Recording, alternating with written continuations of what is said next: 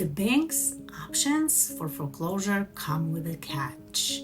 You're behind on your mortgage, the bank keeps calling, and your stomach drops every time the phone rings. So you finally pick up that phone and you think you're saying all the right things, but one wrong sentence can wreck your chances of getting the help that you need. So today I'm going to tell you exactly what not to say to the bank if you're behind or missed a mortgage payment, because once it's said, it could cost you your house. And by the end of this video, you will know what to avoid saying, what it signals to the lender behind the scenes, and how to shift the conversation in a way that protects your options, even if you're already in default. And during this video, if you realize that you've already slipped out and may have said something like that, stick around till the end and I'll give you the exact words to take it back. So let's get into it. Mistake number one is telling the bank that you will pay next month.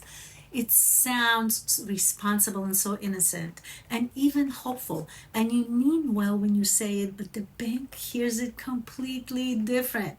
You know what they hear? They hear that you don't have a plan and that you are making promises that you can't complete. That one sentence gets logged into your file, and if you don't follow through with it, they assume that you're unreliable and you've just undercut your own credibility. I've seen this mistake delay help for so many homeowners. Or even worse, this can disqualify you entirely from programs that you might qualify for.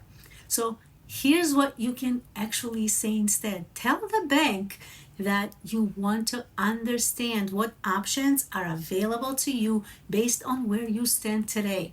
Don't make any promises, you just the intent.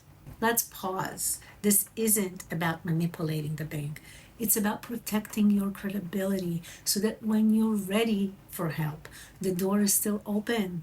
Mistake number two is one I hear from 90% of my clients, and it's telling the bank that you've lost your job, so you can't pay anymore.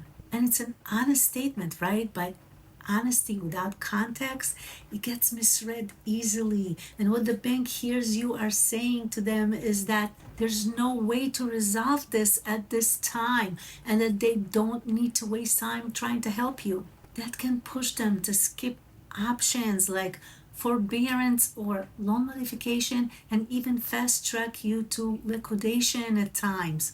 Even if you're actively job hunting or have savings that you can dip into, the way you say it matters. It's better to just say that you've had a change in income and you want to discuss your next steps.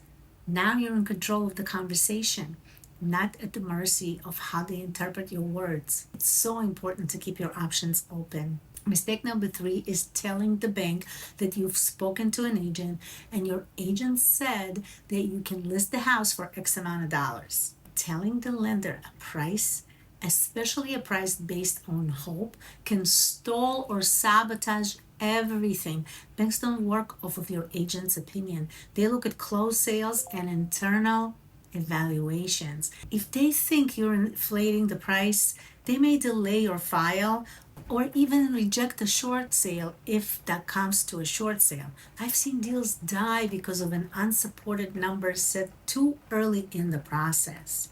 So consider saying that you are preparing a strategy based on the current market in your neighborhood, and you'll be able to share verified pricing with them very soon. That kind of statement keeps the negotiations open and keeps you looking credible. Please know that you're not just talking to customer service, you're creating a paper trail, one that loss mitigation, underwriters, and even attorneys will review later. Mistake number four is so bad, it catches you by surprise, and this happens to so many homeowners. And if accidentally you become emotional or feel hopeless at that moment and you blurt out that you just want out, it's tempting to vent, especially when you feel like the rep on the other side sounds friendly and helpful. But saying that you just want out is going to tell them that you are ready to walk away from this, walk away from your home. And I know that's not what you want. That shuts down solutions. You might be eligible for relocation funds or even a short sale, but the way you phrase it puts you in a non-cooperative category. It's better to just say that you're looking for the best exit strategy with the least financial damage and ask what are your options. That sounds strategic. You don't want to sound desperate. Mistake number 5 is I'm just trying to figure it out. This one's tricky. It sounds honest and reasonable, but it puts you in the no plan bucket as far as the bank is concerned here. They're just going to lock this statement in as borrower's unsure or the borrower has no active resolution path. If you stay in that zone too long, they'll stop offering help and start moving toward foreclosure.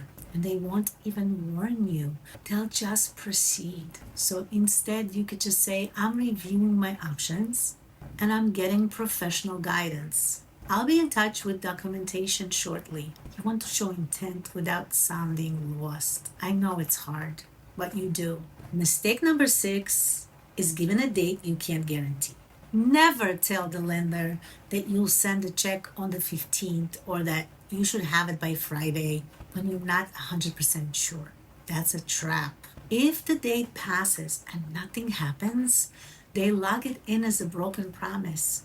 Do that twice and the file might get flagged for fast track foreclosure. Yes, even if you meant well. Your best bet here is to say that you are working on securing funds and that you will reach out once it's confirmed.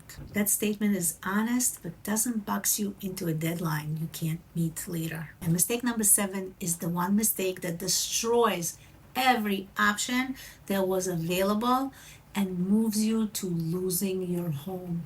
And it is the mistake of not saying anything.